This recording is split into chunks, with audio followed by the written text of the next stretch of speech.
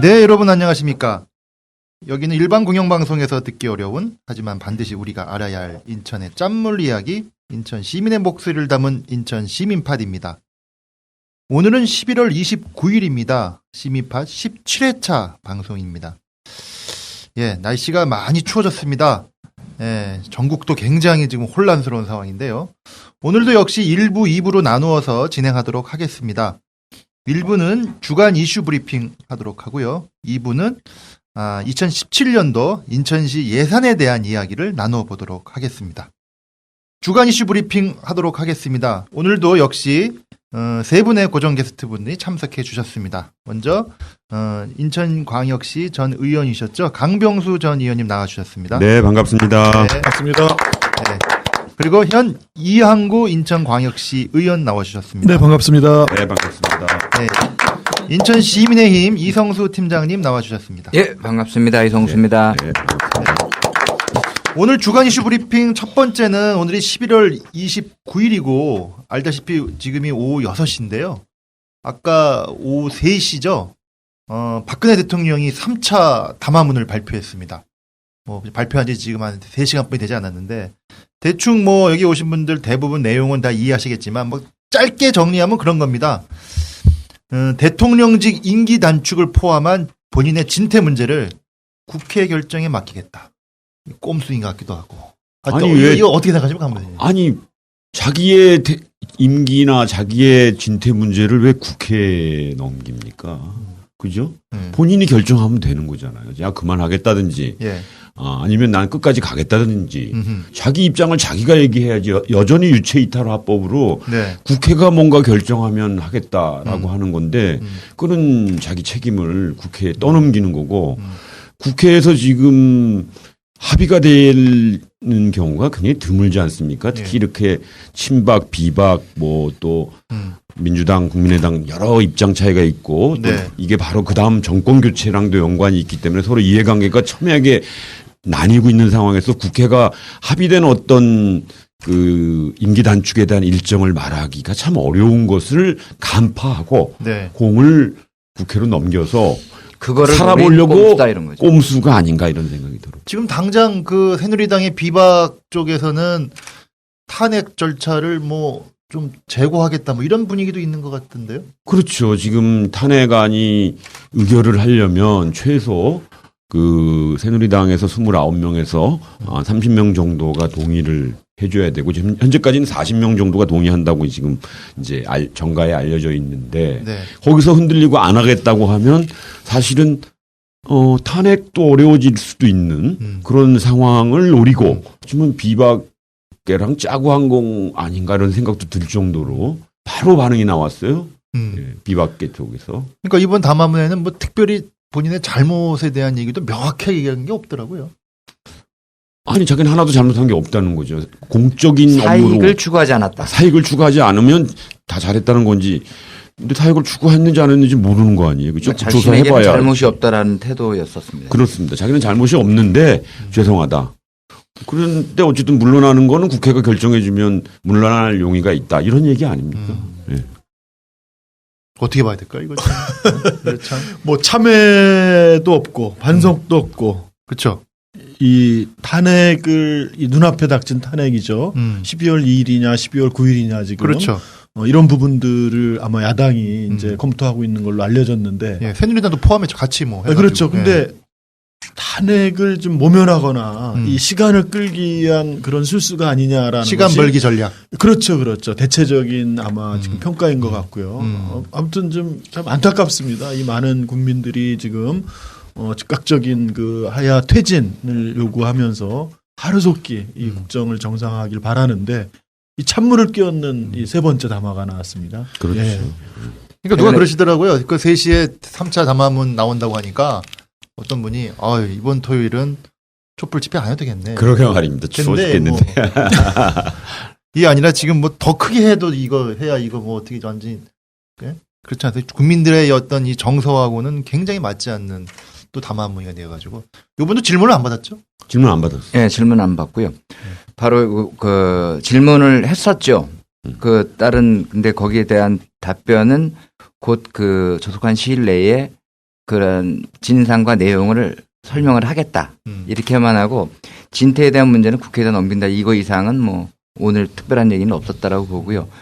시민의 힘이나 또 인천 비상시국회의나 지금 크게 잡아놓은 거는 이번 주 목요일 날 부평역, 그다음에 12월 1일 날은 3일 날 1일 이번 토요일 날이 12월 3일이요. 12월 3일 날은 이제 총학생회 네 군데가 이제 대학교. 비상 대학 걸기 대회 네. 뭐 이런 형태로 하고 다음 주에는 그동안 이제 주로 서울을 집중으로 이렇게 됐던 부분을 인천에서 1만 명 또는 이제 인천 전체로 서울 올라가지 말고 네. 그동안 올라가기 굉장히 어렵지 않습니까? 그래서 인천의 총 집결로 이렇게 그럼 이번에 토요일 날은 서울 안 가도 다음 주 되겠네요. 토요일 날 이번 토요일 날과 다음 주 토요일 날은 인천에서 지역에서 집중한다 이거. 예, 지역에서 집중하는 것으로.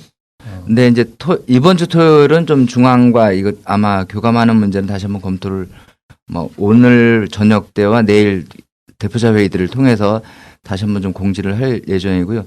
저희도 그 좀 예상을 좀 했었습니다. 왜냐하면 어제 그 비상시국회의 실무팀 검토를 할 때 이 12월 2일과 12월 9일에 탄핵 절차를 밟아 나갔을 때 어떤 국면을 맞이할 것이냐 이렇게 했을 때 탄핵 국면으로 간다 하더라도 네.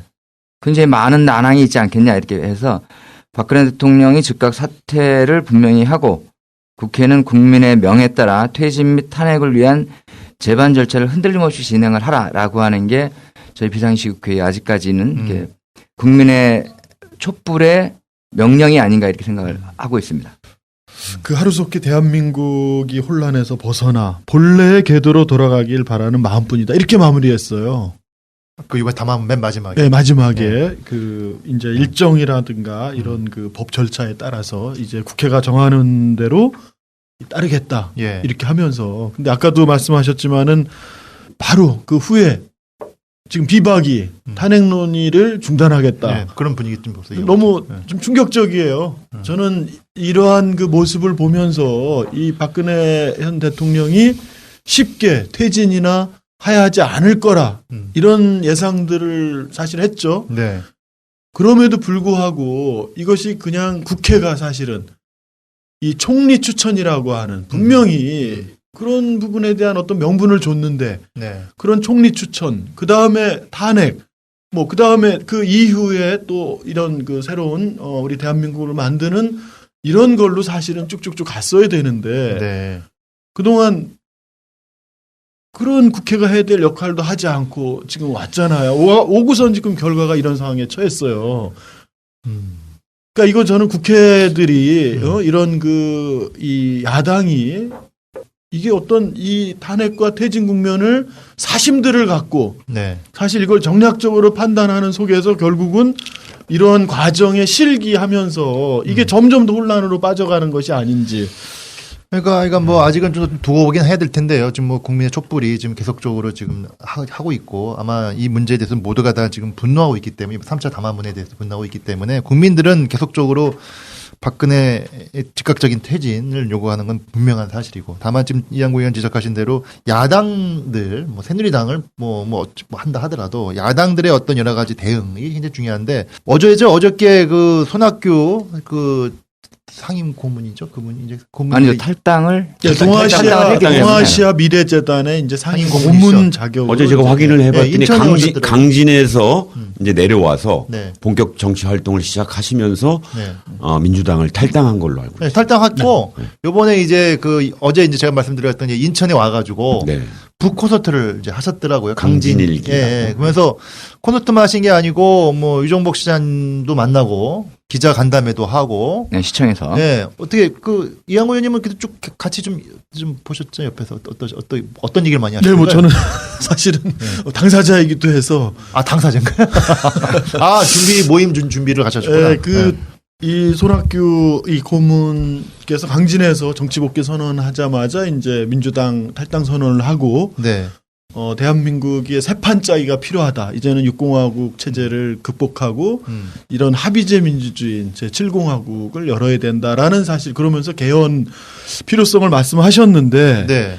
문제는 그 이후에 이 최순실 사건이 터지면서 그렇죠. 이 급속도로 이 전국이 혼란에 이제 빠진 거죠. 이 네. 박근혜 이 대통령의 최순실 일당들의 국정농단에 대한 국민적 분노가 높아지는 이런 상황에서 사실 박근혜 대통령이 네. 개헌을 얘기하고 뭐 이러면서 또 김무성 전 그 새누리당 대표가 또 개헌을 얘기하면서 네. 마치 손학규 고문이 얘기한 이 개헌 음. 이 사태가 터지기 전에 사실 이제 이 새로운 대한민국을 만들기 위한 이런 주장을 하신 건데 네. 마치 박근혜 대통령과 이 새누리당의 이런 그 실정들을 이거를 좀 무마하고 연장시켜주기 위한 것처럼 이게 지금 막 섞여 있어요. 사실은 그런 측면에서 일전도 오해를 좀 받은 부분이었어요. 그렇죠. 그래서 사실은 그 이 탄핵 국면, 광화문 이런 국민들의 열기가 뜨거워서 전국 권역별로 4군데 정도의 사실 이 북콘서트를 하고 아 그렇군요. 원래는 이제 중단들을 좀 하는 걸로 했었는데 네. 2012년에 이제 인천 지역에서 손학규 그 고문을 지지하시던 이제 뭐 교수님들이나 신부님들이나 또 목사님들이나 스님들이나 이제 13분이 이제 초청을 좀 하셨습니다. 그래서 지금 그 여러 이야기들이 떠도는데 우리 인천 시민들한테도 정확하게 그런 입장을 좀 전달을 좀 해주면 좋겠다. 해서 이번에 사실은 급작스럽게 좀 이렇게 추진되게 됐습니다. 강병수 의원도 거의 다녀오지 않으셨어요? 좀 늦게 잠깐 다녀왔는데 네. 분위기가 좀 어떻던가요? 그래서 제가 이제 다녀온 다음에 조금 그 관련된 내용을 페이스북에 좀 올렸어요. 예, 근데 제가 가서 딱 느낌은 강당 인하대 그 네. 강당에서 했는데 60주년 기념관. 근데 꽉 찼어요. 굉장히 넓은 곳인데 한 네. 400~500명 정도 많이 모였네요. 많이 모신 것 같아요. 그런데 한 가지 눈에 띄는 게 좀 젊은 층은 없어요. 그러니까 한 40~50대 이상 분들이 대부분을 차지하고 지역에서 또 잘 못 보던 지방에서 올라오신 분들도 좀 있는 듯하고 그래서 제가 아쉽다. 좀 거기 대학이니까 네. 젊은이들이 좀 많이 왔으면 또 그 일종의 북콘서트를 할 때 진행자들이 다 학생들이었고 네. 젊은 층이었습니다.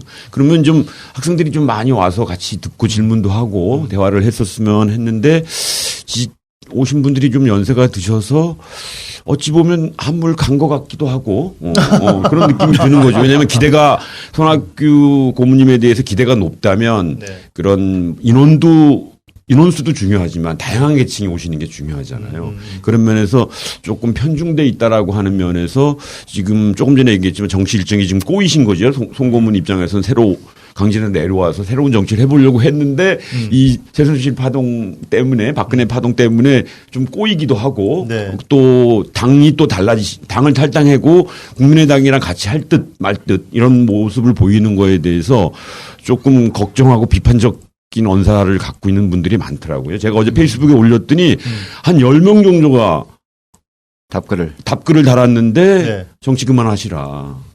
부정적인. 아주 부정적인 글들이. 근데 이제 많이 제가 나왔습니다. 워딩에 있어서는 이제 저번 주부터 최순실 박근혜 요 게이트에서 봤을 때 이제 거의 박근혜 대통령은 이제 식물 대통령이다. 이게 이제 거의 그 논평들이 나왔던 거고요. 그 이후에 보니까 TV조선이라든지 A채널 그래서 이제 문재인 야당 까대기 문재인이나 이런 데 패권주의 이런 말들이 굉장히 많이 나왔었습니다. 근데 어제도 이렇게 워딩을 쭉 보면 이 손학규 대표님도 뭐 친박 세력 그다음에 거기에 똑같은 이제 친문 세력 이 두 가지를 동등하게 두면서 이러한 양 세력을 넘어서는 네. 뭐 제3지대 이런 논조들이 그런 나오는 문제가 하셨어요? 좀 더 우려가 되지 않는가 좀 이런 판단인 겁니다.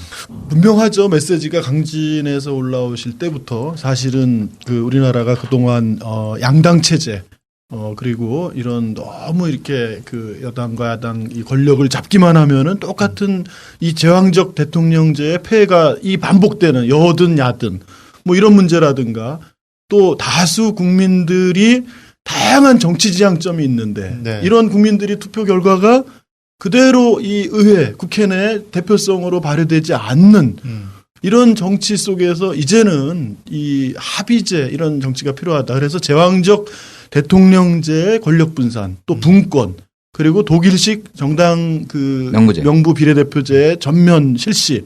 사실은 이러한 거로 이 부분이 바뀌지 않으면은 안 된다. 이 정당 명부 비례대표제 확대하려고 해도 이 양당이 그걸 놓겠냐는 거예요. 선거법을 개정해야 되는데. 그래서 이거는 헌법에 이런 부분을 명시해서 기존 양당이 돌아가면서 독점하는, 그래서 진짜 진보정당, 소수정당들이 들어가고 이러한 소수정당까지 포함하는 정책을 갖고 연립정부를 구성하고 거기에서 추천되는 분이 책임총리라든가 또는 이러한 그 대통령의 권한을 분산시켜내는 예.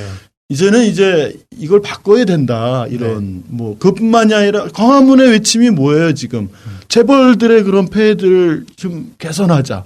뭐 제왕적 또 이 검찰의 이런 그 진짜 남용, 권한 남용, 언론 뭐 이런 부분들을 해소하자. 이런 목소리가 많잖아요. 비정규직을 없애자.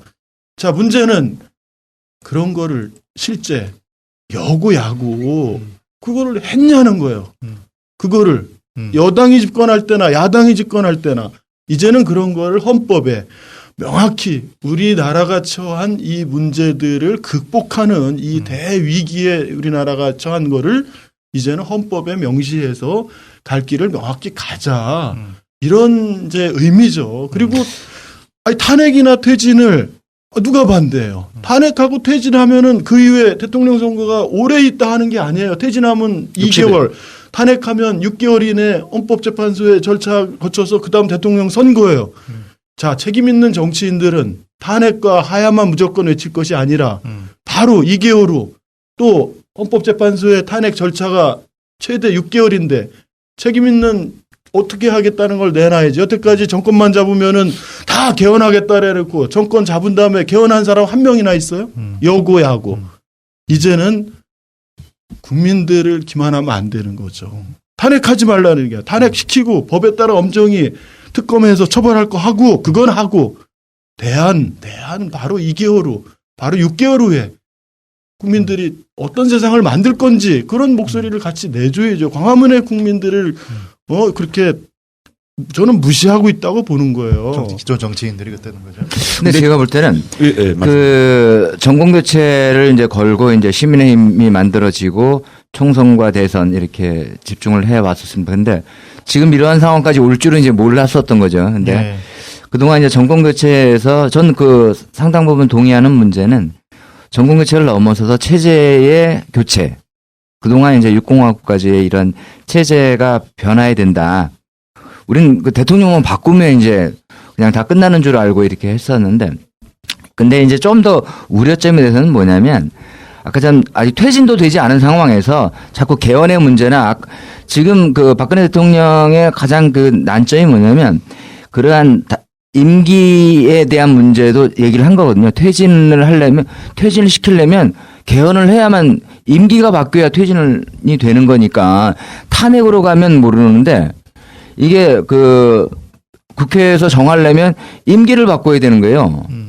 그리고 나서 거국내각에 대한 문제라든지 이런 걸 하려면 그러한 개헌론이나 이런 게 돼야 되는데 조금은 좀 시기상조다 저는 이렇게 판단을 하는 거고, 하야와 퇴진에 대한 것들은 시민사회에서는 계속 요구를 하는 거고, 국회에서는 탄핵을 또는 하야나 퇴진이 된 이후에 그거는 이제 논의할 수 있다라고 봅니다. 그건 워낙 그 여러 가지의 대선 주자들도 지금 논의가 잠재되어 있지만 집중해야 될 것을 놓칠 수 있는 그 우가 생길지 않겠냐 이제 이런 판단인 거죠. 그럼 우려를 하시는 거네요. 그렇죠. 그 우려죠. 저는 말이 안 된다는 거예요. 지금 하야나 퇴진을 하면 누가 대통령 권한 대행이에요? 황교안 총리 아니에요? 꼭두각시. 예? 그렇게 계속 야권 시민사회에서 저는 이거에 대해서 얘기하지 않고 이 대안을 얘기하지 않는 게 이해가 안 가요. 도대체 뭘 바라는 건지. 그러면 자 황교안 총리까지도 그럼 뭐 그 뭐예요? 또 뭐 사임 뭐 하는 뭐 사퇴? 해임 건의한대고 또 그럼 그 다음에 뭐야 기재부 장관이에요? 뭐 이거 쭉쭉쭉쭉쭉 다 헌법에 이렇게 되어 있는 권한대행 순서 이거 다 하겠다는 거예요? 분명하게 저는 이 국민행동이나 비상시국회의는 분명하게 하야나 퇴진, 탄핵 이후에 누가 이 국정을 대신할 거고 누가 이 책임 있게 이 광화문의 이 국민들의 목소리를 진짜 제대로 반영시키는 그런 정부를 준비하게 할 것인지를 얘기해야 된다고 봐요. 무책임하다고 봅니다. 저는 좀 퇴진과 생각이 하야만 다른데요. 얘기합니다. 생각이 다른데 네. 만약에 국회에서 지난번에 박 대통령이 국회의장을 만나서 총리를 추천하라고 했잖아요. 예, 예. 그 제안을 지금 말씀하시는 것 같은데 그걸 받았다면 탄핵 정국까지 가기가 어렵죠. 그거는 어쨌든 현실적인 대통령이라고 하는 것을 인정하고 네. 그 사람에게 그 국무총리를 추천해서 그 사람이 인준을 유명하게 받고. 맞는 거잖아요. 그러면 결국은 그 야3당이 현재의 대통령을 인정하는 현실적으로 인정하는 꼴이 되어버리기 때문에 탄핵의 명분이 급속히 떨어지는 겁니다. 그러니까 총리를 추천할 때는 대통령으로 인정하고 그 다음에 총리가 새로운 뭐 거국내각 총리가 된다면 그 다음엔 또 탄핵을 할 수 있겠다 그런 건 아니죠. 제가 봐서는 그래서 그 야3당은 그 총리라고 하는 것이 굉장히 중요한 문제이고 이한구 의원님 말씀처럼 그 새로운 정권을 창출하고 체제를 변화시키는 면에서는 굉장히 중요하지만 그 카드를 접을 수밖에 없었던 것은 이 현실적 대통령을 국민의 명령으로 인정할 거냐 안 하고 원칙대로 갈 거냐 이 문제에서 저는 선택했다고 보여집니다. 저는 속임수라고 봅니다. 국민들에 대한. 자, 진짜 현 대통령과 현 내각을 인정하지 않는다면 그럼 현 대통령과 내각이 편성한 이 기득권 세력을 중심으로 돼 있는 이 2017년 예산안 네. 이제 국회 처리 일정이 이틀인가밖에 안 남, 2, 3일밖에 안 남은 걸로 알고 있는데 네, 네. 자, 그럼 이러한 이 국정을 농단한 대통령과 최순실 일당 또 여기에 편승한 국무총리와 장관들이 이 기존의 기득권 세력을 옹호한 그 예산 이 400조에 달하는 네. 이러한 부분들을 그러면은 이 광화문의 그 국민적 요구를 반영하는 재벌 지원을 삭감하고 검찰을 무력화시키고 청와대 비서실을 무력화시키고 여러 복지 체제에 있어서 후퇴한 걸 정상화시키고 세입 부분을 감세한 걸 다시 증세시키고 지금 이거 하고 있냐는 거예요. 제발 국민들 우롱하지 않았으면 좋겠습니다. 그러니까 정치인들. 예. 그러니까 지금 이제 쟁점은 그런 것 같아요. 그러니까 현재 박근혜 대통령이 당장 퇴진을 하거나 당장 하야를 하는 거에 대해서는 그 누구도 반대를 하지 않고 그거에 집중해야 한다는 것도 다 동의하고 있고 그러기 위해서는 국민들이 적극적으로 그거를 촛불 집회라든가 계속적으로 해야 하는 거라고 좀 생각하고 만약 그것이 안 됐을 시에는 탄핵이라는 법적 절차를 지켜서라도 해야 한다라는 거는 모든 국민들과 여야 정치인 야 정치인들은 다 동의합니다. 다만 남는 문제는 그러면 퇴진 이후에는 어떤 내용과 스케줄과 어떤 방식의 대안을 고민할 거냐 이거에 대해서 한쪽에서는 그걸 먼저 지금 얘기하는 거는 우리의 전선을 혼란시킬 수 있으니 좀 일단 좀 유보하자는 의견과 그거 얘기하지 않고 갑자기 문제가 터지면 앞으로 어떻게 할 거냐 그것도 같이 다 이야기하면서 논의해야 되지 않겠냐 어떻게 봅니까? 그렇게 좀 쟁점을 좀 나눴다고 보면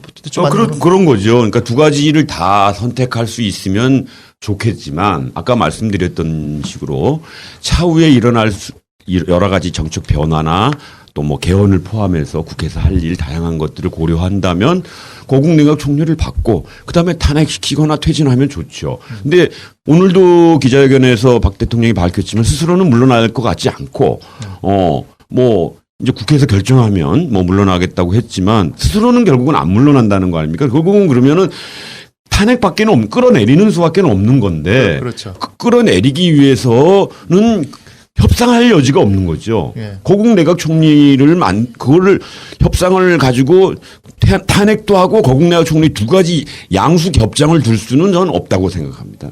장기는 외통수로 줘서 이기는 수밖에 없는 거죠. 지금 상황에서는. 그러니까 퇴진밖에는 저는 탄핵밖에는 길이 없다고 생각해요. 아니, 그건 탄핵하죠. 탄핵을 하지 말라는 게 아니잖아요.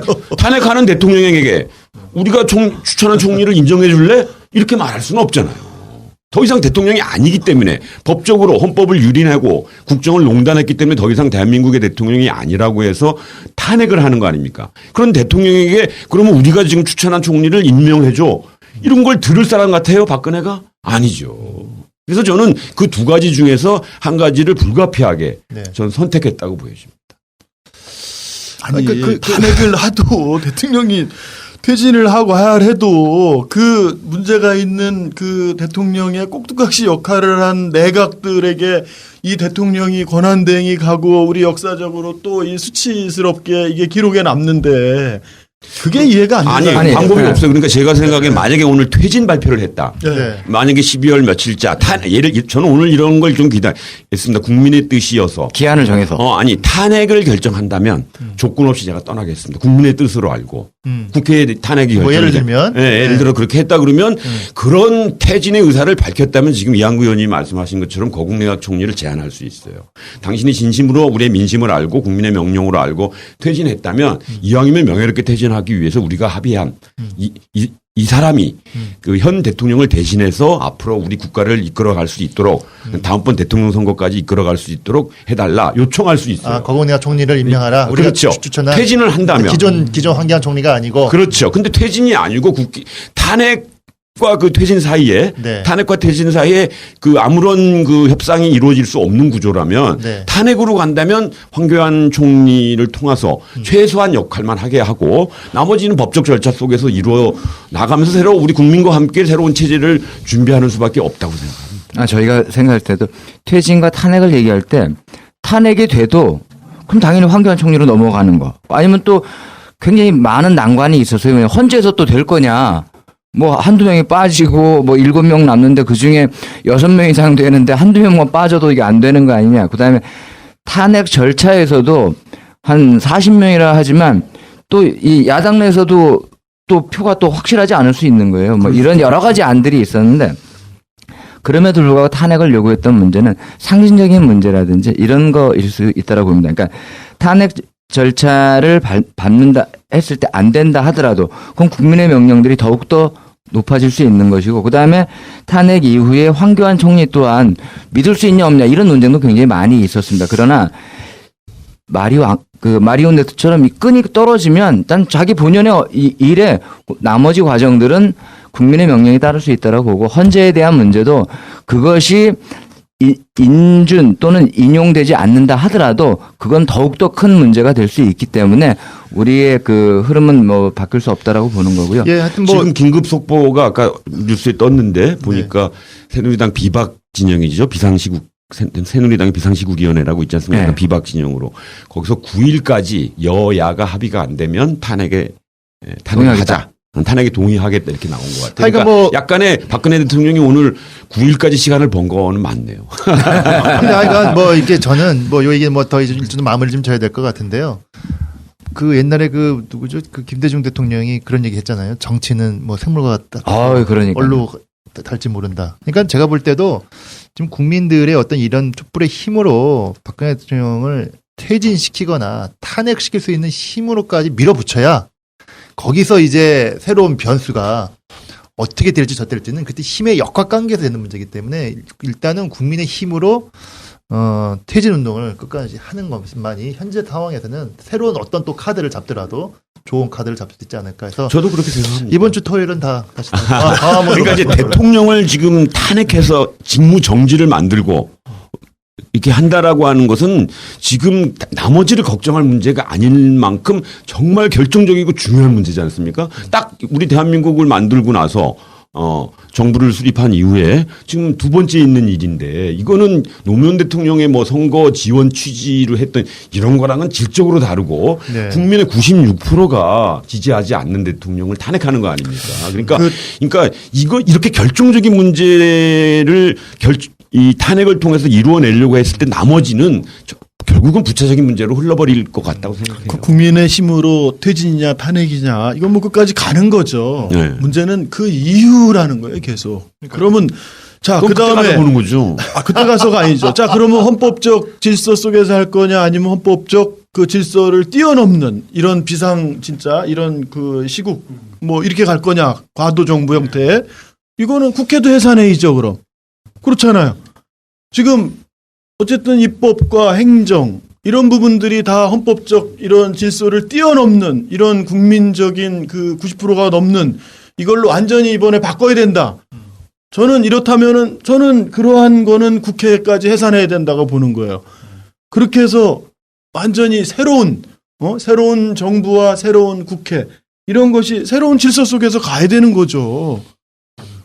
국민행동은 이거를 저는 얘기를 해야 된다는 거예요. 아마 이제 지금 뭐 얘기했던 내용, 그러니까 탄핵을 열심히 우리가 이렇게 이렇게 퇴진을 하는 운동과 더불어서 그 퇴진 이후 내지는 탄핵 이후, 뭐 탄핵 과정에서의 어떤 새로운 이 촛불의 힘을 계속적으로 밀어붙여서 할 수 있는 새로운 어떤 어떤 뭐라 그럴까요? 새로운 상이라고 새로운 어떤 모습이랄까요? 그것에 대해서 좀 더 한편으로는 진지하게 고민할 필요가 있다. 뭐 이런 얘기를 계속 하시는 것 같습니다. 그건 맞는 거죠. 그러니까 지금 결과적으로는 국정을 농단한 핵심이 정경유착이고 정경유착과 재벌 봐주기로 결과적으로 나타난 것이고 그게 우리 국민적 그리고 공정하지 않다라고 하는 것이 교육이라든가 여러 가지 그런 면에도 국민들이 분노하고 있는 건데 그건 이제 결과적으로 재벌 봐주기 정책을 했던 것이 양극화의 문제로 나타나는 거고 또 여러 가지 그 청년들의 그 일자리 문제라든가 미래의 불확실성 이런 것들로 드러났기 때문에 그런 체제의 변화를 준비해야 된다는 건 100% 맞는 얘기죠. 네, 하여간 뭐 이번에 요 얘기는 일단 여기서 마무리 짓고요. 예, 토요일 날 광화문에서 뵙는 걸로. 아니 인천 이번 부평역에서 인천입니다. 네, 인천에서 부평역 맞죠? 예, 이번 부평역 그렇게 토요일 날은 부평에서 네. 하면서 다시 또 계속 또 논의해 보는 걸로 하도록 하겠습니다.